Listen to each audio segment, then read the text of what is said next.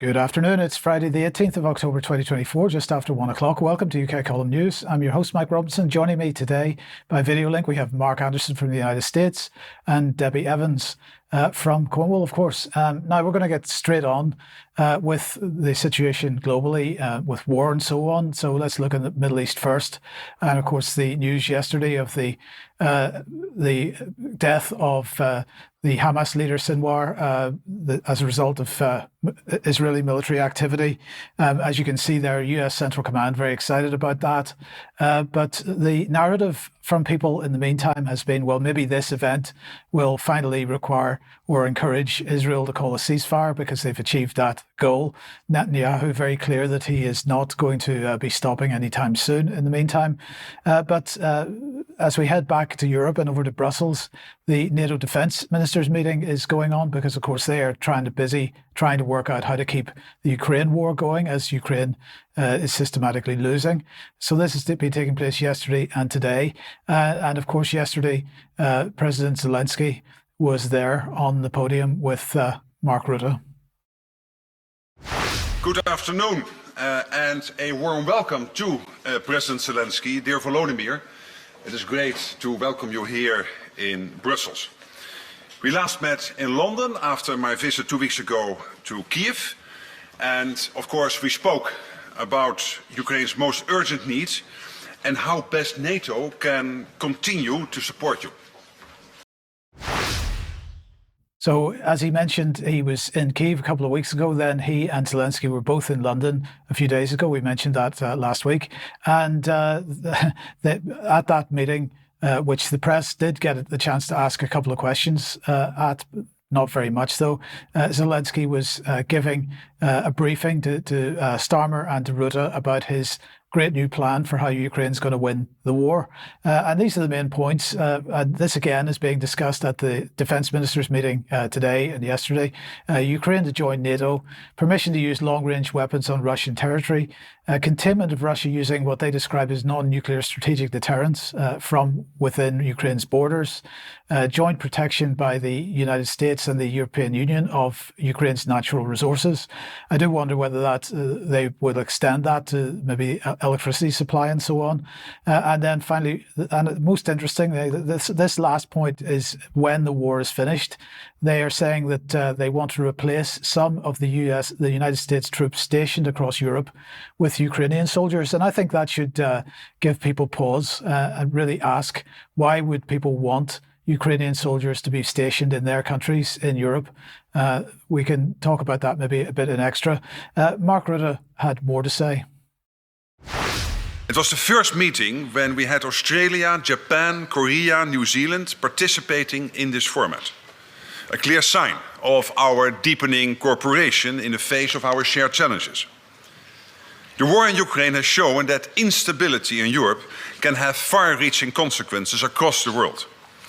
And that countries thousands of miles away, as far away as Iran, China and even North Korea, can become security spoilers in our own backyard. Our world is closely linked, and so is our security. So there we go. We get to see who the enemy is as far as NATO is concerned anyway. Iran, China, North Korea. So they have brought Japan, Australia and so on into this defense ministers meeting in order to continue building a sort of dialogue with them in order to try to increase the pressure on China in particular. But clearly the war drums, the rhetoric is not dying in any way, shape or form. And that, again, is echoed by our own Defence Minister, John Healey, who, if we just put him on screen there, is over there speaking to his Estonian counterpart, because Britain has signed a new defence roadmap, as they describe it, with Estonia. This involves cooperation on missile defence, but on other things as well. So they're going to station the British Army's 4th Brigade held at high readiness, ready to defend NATO's eastern flank, as they say, in addition to those deployed in Estonia. And so they are going to lead what they're describing as the new Diamond Initiative to integrate NATO's missile defences, while also pledging to develop new long-range cutting-edge missiles, improving the alliance's collective air defence, and offering opportunities to the UK defence industry. So we keep building the war narrative, and this is starting to have an impact on the minds of the young in Europe. And so this from Germany, this is a survey run by Shell, I believe, asking for particularly young Germans' attitudes to various things. And what they've discovered is that the fear of a wide-ranging war is at the top of the priority list. 81% consider that to be the most serious threat that they see at the moment. That's followed by economic concerns, with 67% describing a fear of poverty. And way down the list actually are things like climate and migration.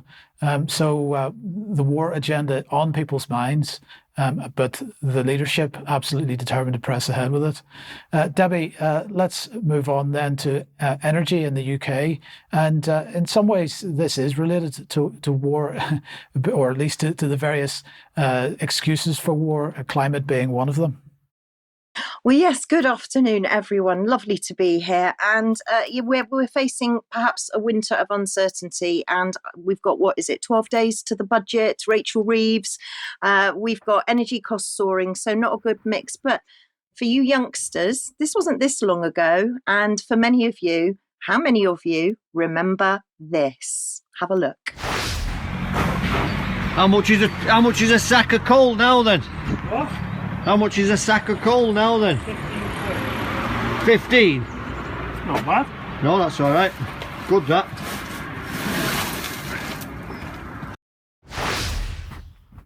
The coalman, always on the streets, remember? But not anymore, because as we know, and as Charles Mallett has been talking about recently, we've seen the early phase out of unabated coal generation in Great Britain. This was the response to the consultation back in 2021, the industrial strategy. And it goes on to say that basically they were bringing forward from the 1st of October 2024, linking out or phasing out coal. And also they mentioned they're an enforcement authority which will be designated to verify compliance. And all of this, of course, has been confirmed by the BBC, as they confirmed that the country's last coal power station, Ratcliffe-on-Soar, has closed. And again, Charles has reported on this. But what next? So the National Grid. Well, the National Grid's gone green, and this is a little video to show you who the National Grid are.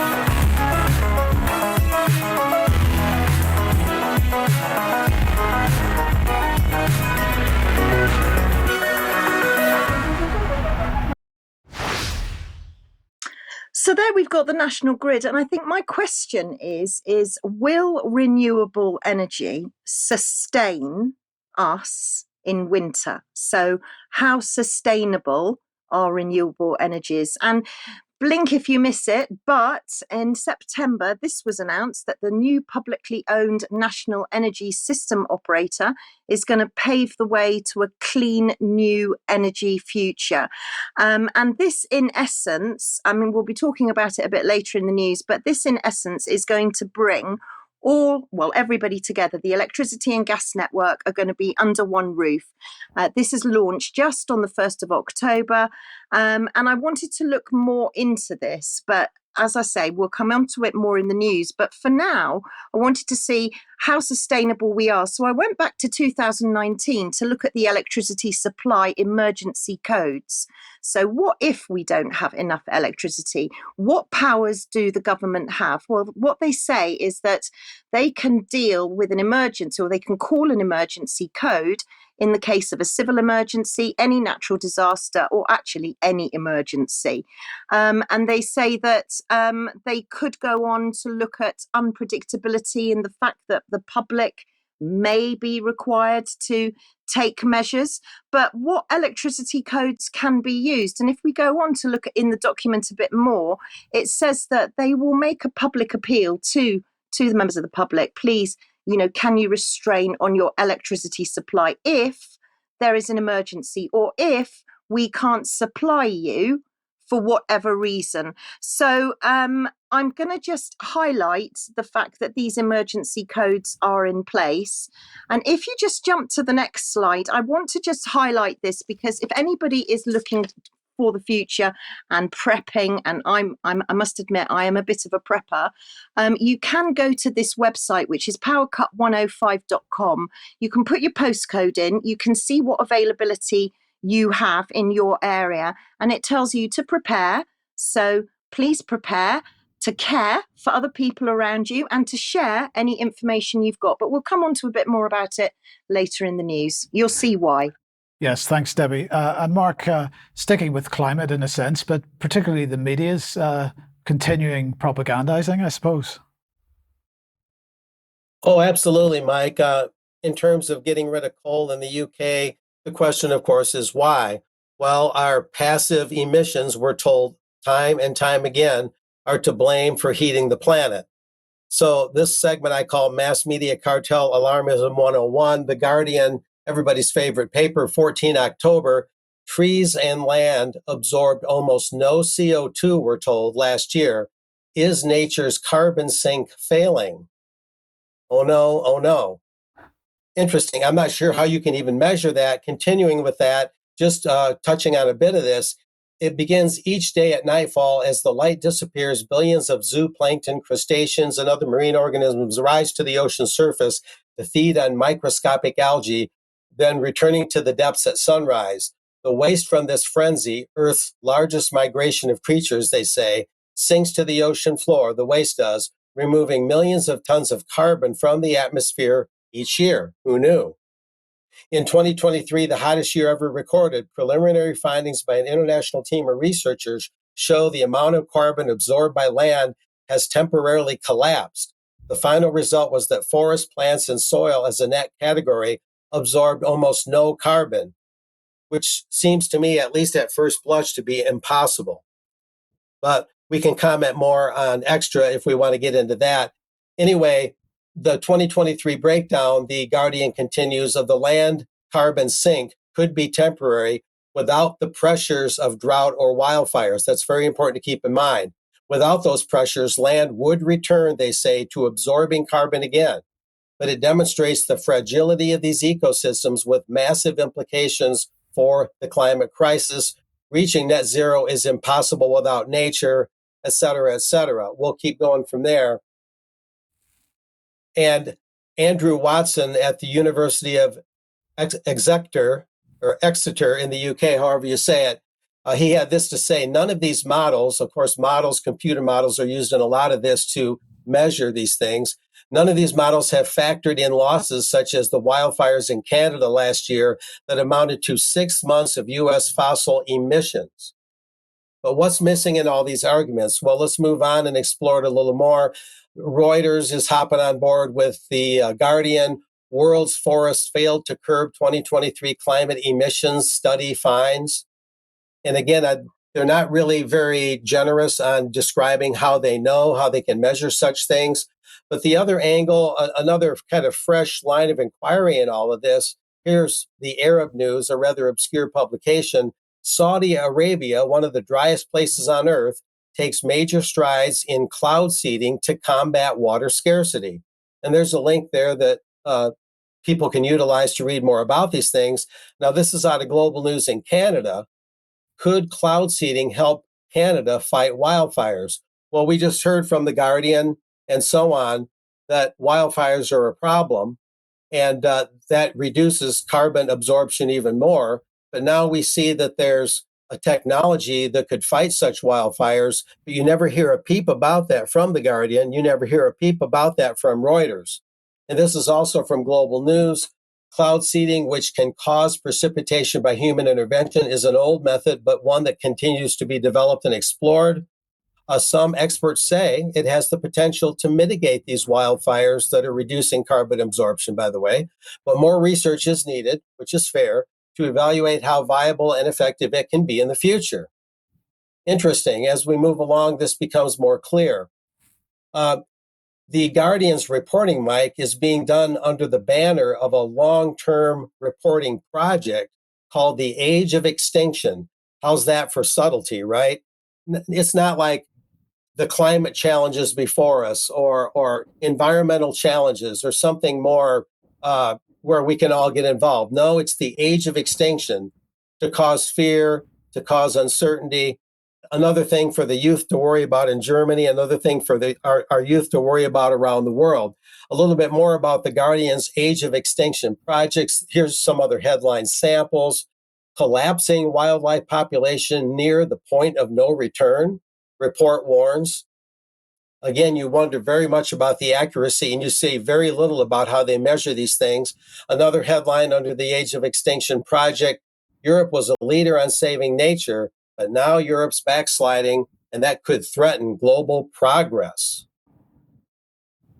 And we'll continue.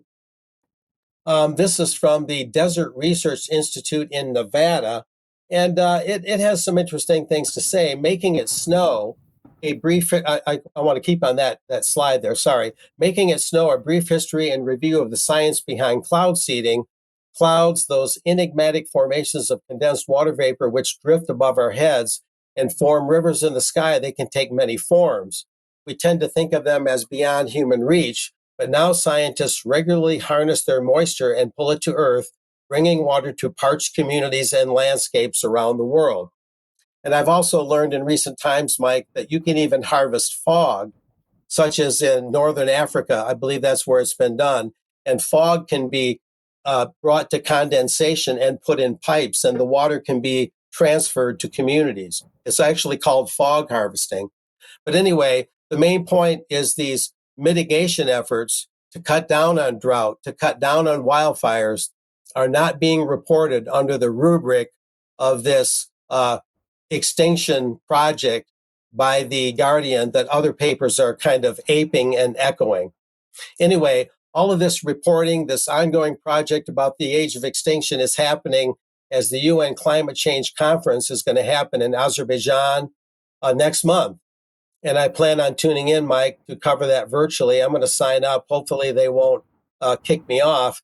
And there's also 2 Brookings Institution events coming up. One today, later today, and another next week. And I plan on covering those as well as best I can. But there's a little more we can talk about, an extra that goes beyond cloud seeding, coming from a former CIA chief in the United States. Hopefully we can get to that today. But back to you, Mike, at this point. That'll do it. Okay, thank you, Mark. Okay, let's move on. If you like what the UK column does and you would like to support us, we do need your support. The place to go is support.ukcolumn.org. There are options to help us there. You could make a donation. You could join as a UK column member that gets access to the forums and so on, and also to extra. You could pick something up at the shop. Or if you buy something from clive2carl.com, we do get a small percentage from every purchase that's made there, so long as you use the link that's on this website. But we particularly need you to share the material you find on the platform on ukcolumn.org, and share links are there on the videos and on the articles. And you can also look at the comments that are left by other UK column members if you would wish. Now, we're very glad to say that we will be live streaming the Bristol event tomorrow. The details are on the front page of the UK column website at the moment. The cost is around £20. Unfortunately, because we're using a US-based provider, it's a dollar price, but it works out at about £19.70 or so. Do join us for that if you're not going to be there in person. I'd like to mention that a couple of people have pulled out because they aren't able to get to Bristol tomorrow. So there are actually a couple of tickets available on the shop if anybody would like to get a last minute ticket. There are a couple there on a first come, first served basis. So if you haven't managed to pick up a ticket for the event to come in person, then there is the opportunity, and we hope to see you tomorrow. Now, Mark, very, very briefly, because we mentioned this on Wednesday, your interview with Daniel New. Yeah, it's a really interesting interview. It really zeroes in on what globalism means and how the way your military is structured can tell you a lot about what direction your country is going in. And it also established very clearly that the UN is a government, not just a debating society or intergovernmental exchange. So, very interesting. It explores many dimensions, and it kind of ties in indirectly with the WHO report I got coming in today in a very Yes. general sense. Okay, brilliant. Thank you, Mark. And also the interview that was that went out at 1 p.m. yesterday, End the Excellence, What's Wrong with Scottish Education, with Kate E. Deeming. That's up on the website now. So Diane was speaking to Kate about the Scotland's new curriculum for excellence, which she says is neither a curriculum nor is it excellent. Now, she runs a parents group for the Scottish Union for Education. So if that's of interest, go and have a look on the UK Column website. Now, let's move on to censorship and online safety, because Ofcom has published their progress update on implementing the Online Safety Act. This is their countdown to online safety as they describe it. And they say 2 months out from online safety laws coming into force, because although the Act was passed a year ago, it's just coming into force now because Ofcom's been going through a range of consultations and recommendations and so on.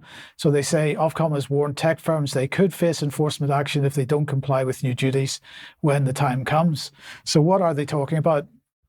They're saying in the space of 6 months, we consulted on our codes and guidance for illegal harms, pornography, age verification, and children's safety, and submitted our advice to government on the thresholds that would determine which services would be categorised and subject to additional duties.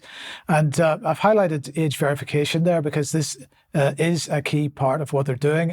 They are, along with the United States, as we will see in a minute, using children's safety as the main sort of clarion call for this whole thing. They went on to say Ofcom has already secured better protections from UK-based video sharing platforms, including OnlyFans and other adult sites introducing age verification. So I thought we should have a look at what OnlyFans has done just to give you an idea of what is expected in terms of age verification and where this is likely to go. So OnlyFans says that they use a combination of technology and human moderation teams to verify age and identity of creators and fans. The tools, policies, and procedures we use to verify age and identity are always evolving to reflect best practices, and they're looking for things like a full name, verified email address, postal address, date of birth, valid government photo ID, standalone selfie while holding their photo ID, social media account handles, bank account information, and in the United States, W-9 and Social Security number. Now, that's what's required if you want to be a so-called creator on OnlyFans. But if you want to be a fan on OnlyFans, you still have to provide much of that information. But then the question, if we just put that back on screen for a second, then the question of how easy is it to do this? Well, aside from whether you would be willing to hand over all that information to this organization, this is just one typical comment from Reddit.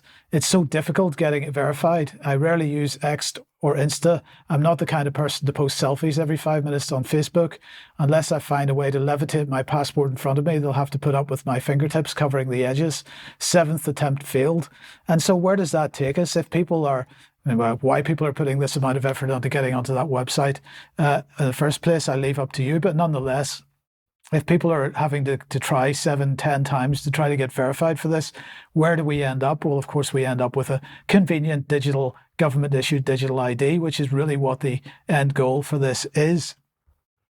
And then coming back onto the issue of Ofcom and the report and categorised services, they say that categorised services will have extra obligations under the Act, such as giving users more tools to control what they see, because we've got to educate people on misinformation and disinformation and make sure that they can then implement that so they don't see inappropriate content. And then they go on to say that categorised services will need to be ensuring protections for news publishers and journalistic content. We'll be talking more about that at the Bristol event tomorrow. And the other thing that they mention is that these categorised companies will have to produce transparency reports and consistently apply their terms of service. And of course, there could be a problem between ensuring protections for news publishers and consistently applying terms of service. So we have to see how that will work out in the end. But in the meantime, as we mentioned a couple of weeks ago, the pressure's starting to build on the idea of these categorised services only being the bigger services. Ofcom's recommendation so far is that Category 1 services, for example, are really only the biggest, with more than 4 million users on a daily basis. But a bunch of charities, if we put this on, have written to Keir Starmer really begging for this limit or this size to be reduced to much, much smaller providers of services. They're saying we've got to protect children by making sure we capture smaller forums where children might be coming into contact with content that is not appropriate. And as I say, children being used, as we've mentioned for many years now, children being used as the excuse for that. The UK and the United States have just signed a new online safety agreement, a new joint government working group to protect children online. So this is bringing the British model into the United States. Now, how this is going to work with the constitutional protections on freedom of speech, we have to wait and see. But in the meantime, in the US, they are continuing to push this idea that children need to be protected from bad material online. And in order to do that, we've got to pursue things like age verification and all the other protections that are provided under the online safety legislation in the UK and in the EU. Debbie, let's come back onto the issue of electricity and whether blackouts are likely. Well, yes.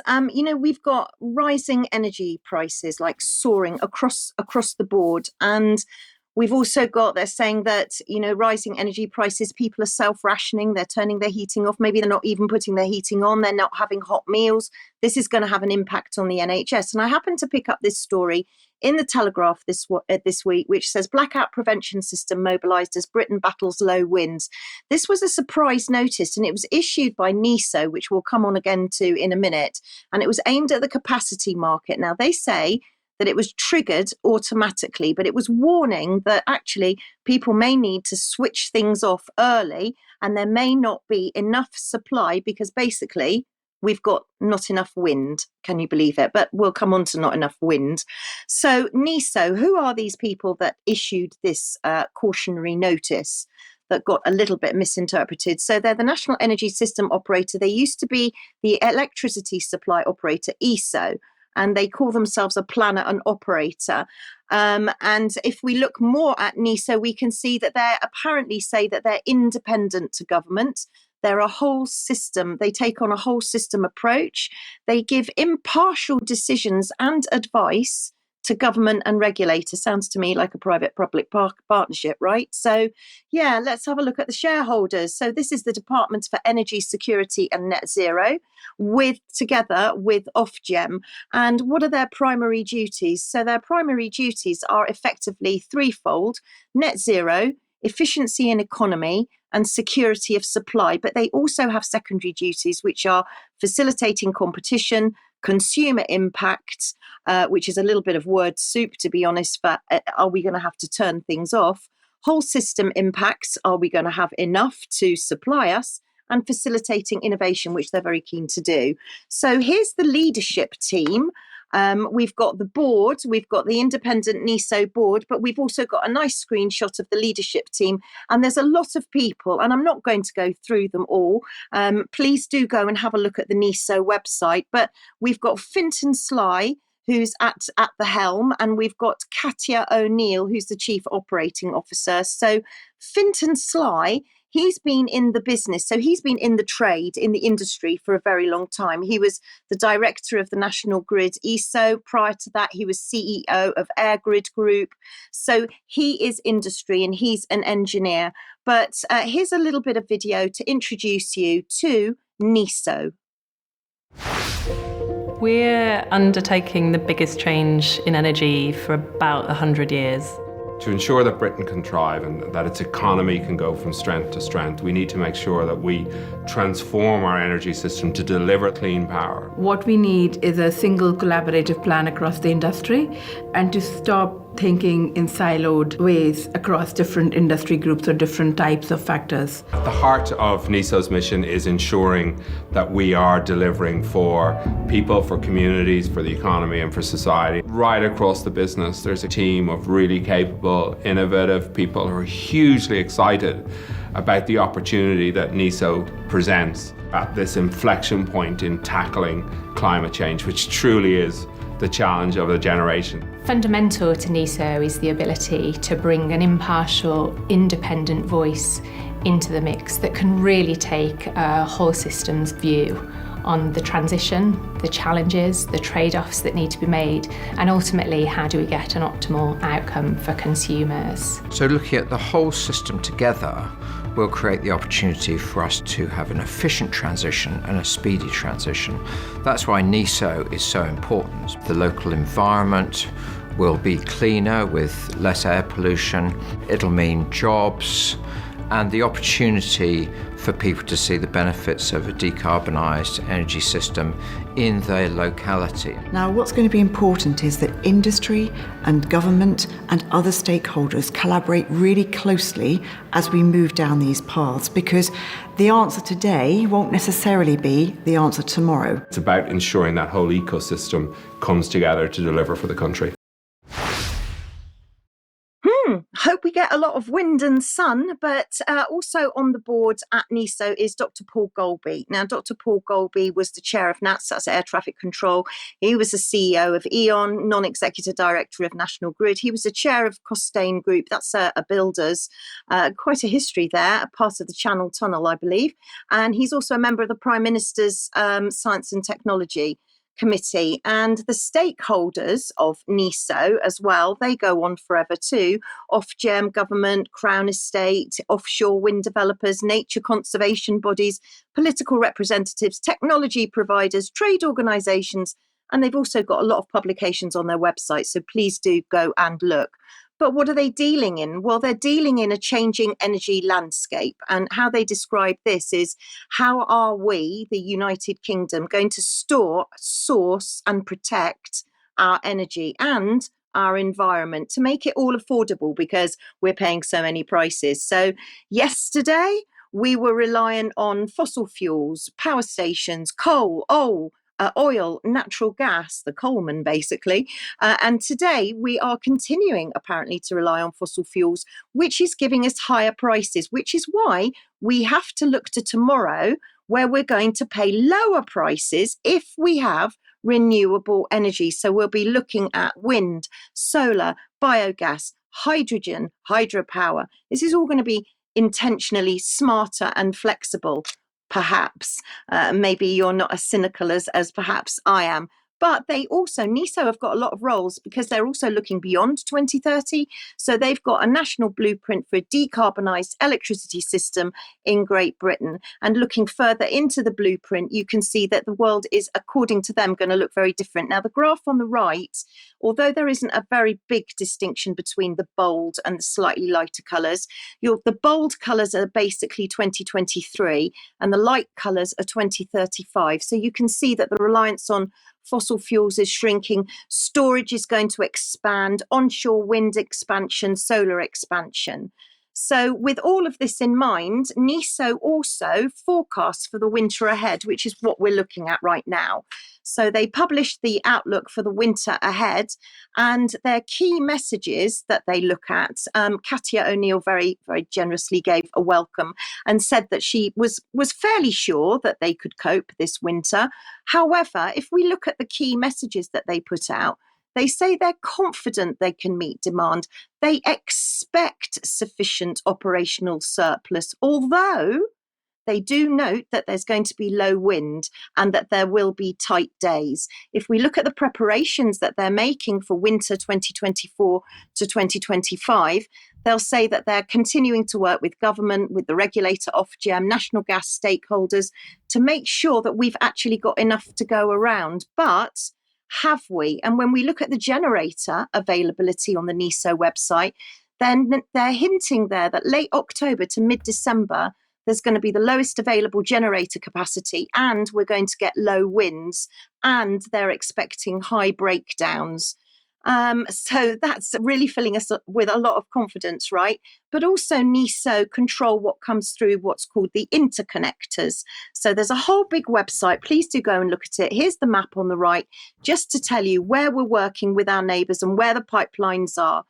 But if we're looking at low wind, how are we going to be relying on renewable energy? So if anybody does believe the Met Office, I'm just putting it up for reference, they are actually forecasting that we get a cold winter, frost and fog, which obviously a cold winter is going to mean you increase your energy supplies because you're going to want to put the heating on. Otherwise, you're going to get sick or get hypothermia, but they're not forecasting winds.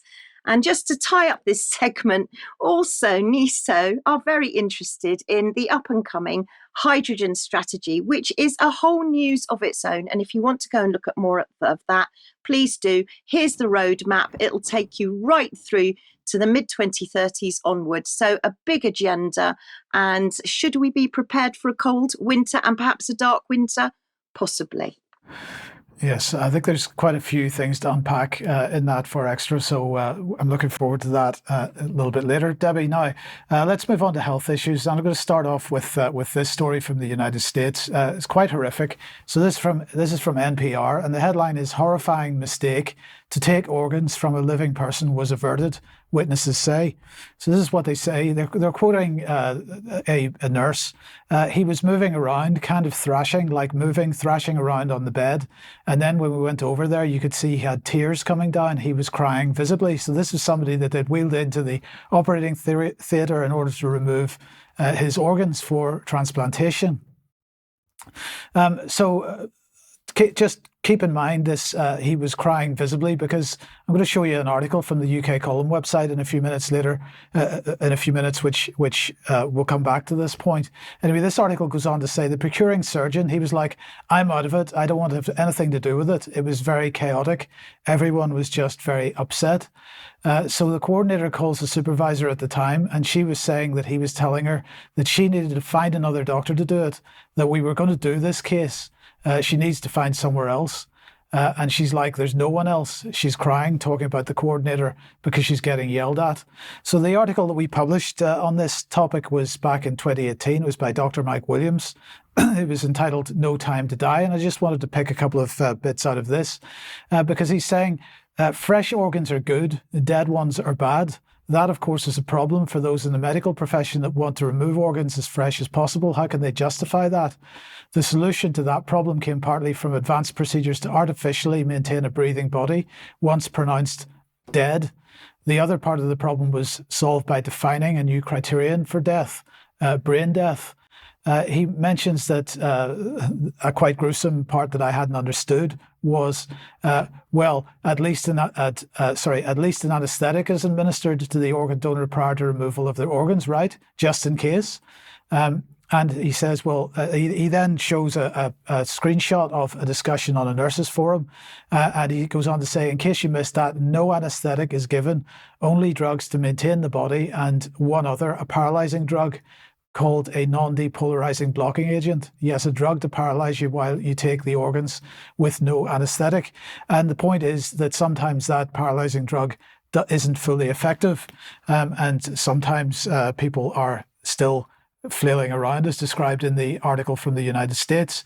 I just want to highlight this paper, which Mike Williams cites in his article entitled Brain Death, Should It Be Reconsidered? Because a large part of what Mike Williams is talking about is this definition of death.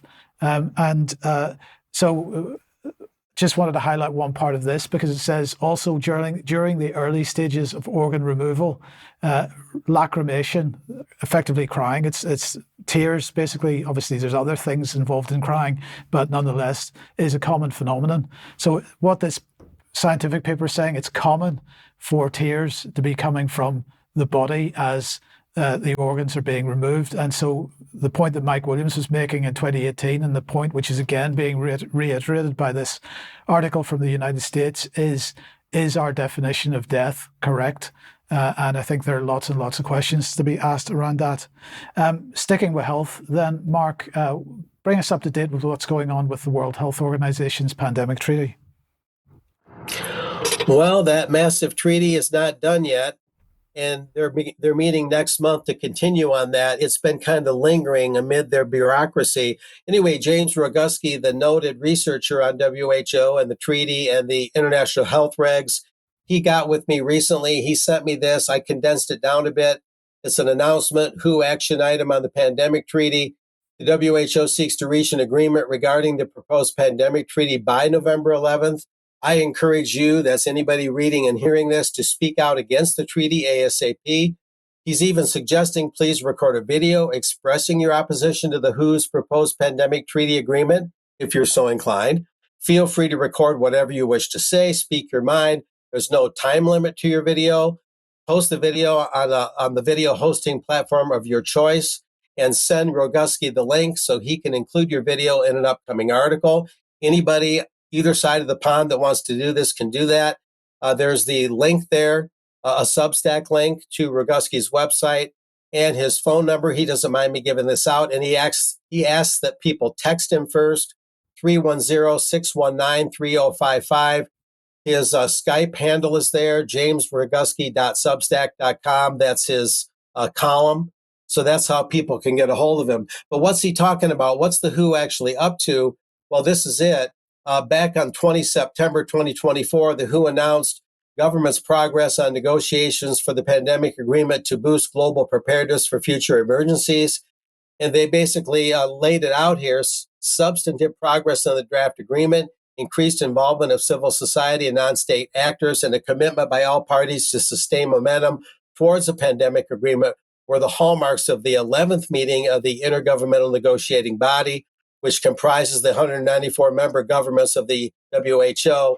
And that 11th meeting ran in September in Geneva. But now the 12th round, which is what Roguski's talking about, Mike, the negotiators will resume discussions at that 12th round between the 4th and the 15th of November. Roguski feels that it'll be around the 11th of November, possibly, that they'll finalize this treaty that we've been watching for such a long time. I won't get into all of these. There's a couple of quick quotes from WHO's sources. This is from Nina Jamal, head of pandemics at a global animal welfare organization. There's a growing urgency, she says, for an effective pandemic agreement that does not only prepare us for the next pandemic, but helps prevent it, including the One Health approach that we've learned so much about, not all of it positive. And there's one other thing, I believe. This is Precious Matsoso, an African lady, the Intergovernmental Negotiating Body co-chair from South Africa. She said there was progress on the fundamental areas of the draft agreement between these 11th and 12th rounds, these rounds that they're going through, including research and development, regulatory system strengthening, One Health, pandemic prevention, technology, supply chain networks, and a new system for increased access to pathogens of pandemic potential and sharing of benefits such as vaccines, diagnostics, and treatments. Following nearly 3 years of negotiations, countries are now focused on the remaining and most critical elements of the draft treaty agreement to protect the world from future pandemics. And she even goes on to say that every country will maintain its sovereignty and will maintain their control over national health decision-making under the UN system. That is something that we have to watch very carefully. It's very easy to say, but according to the UN philosophy and the overall way that the UN system works, that's something that they can slip out of pretty easily. So there's a lot of lip service toward national sovereignty. It's not necessarily real. But that's the latest, Mike. People can get involved through Ragusi's suggestions. And that treaty that many of us haven't heard about in a while, this is what they're trying to do by the 15th of November, no later. Yeah, thank you, Mark. Thanks for that. Debbie, you've got some health news as well. Yeah, there's so many health stories to cover. I thought I'd just cover a few today on the news. So let's look at the government pledging further action to strengthen patient safety, because we do definitely need that. Apparently, patient safety is at the heart of the government's plans for healthcare reform. And Dr. Penny Dash has written a report into CQC and how she's identified that they had significant failings which hampered its ability to identify poor performance in hospitals, care homes and GP practices. What they're wanting to do is to restore public confidence. However, the report was so bad that Dr. Dash has been asked to conduct 2 more reviews to look at patient safety. And she's going to be looking at also the Care Quality Commission maternity programme. She's going to be speaking and looking into the National Guardian's Office, Health Watch England, our very own Henrietta Hughes, Patient Safety Commissioner, Health Services Safety Investigation Body. I didn't know there was one of those. Watch this space. And NHS Resolution. So not good news, but we knew that all along, right? And then another news from Sky, who have conducted their own investigation and are reporting sexual misconduct. Now, this article is really quite troubling. It goes on to say that with paramedics, there seems to be a culture of groping, misappropriate jokes. Some have been threatened with rape, pressured into sexual acts. One even attempted to take their own life after being locked in an ambulance and sexually assaulted by a colleague. And shockingly, a third of female surgeons are saying they've been sexually assaulted by a colleague, and 2/3 sexual harassed. So this is not good when it comes to whatever we're seeing in the NHS. It's bad enough with patients, but we see what's going on with staff too.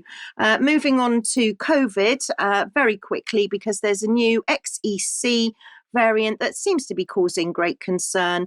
It's a hybrid of 2 existing variants. I say that in inverted commas, but of course it gives the authorities a really good excuse to tell you to grab a jab.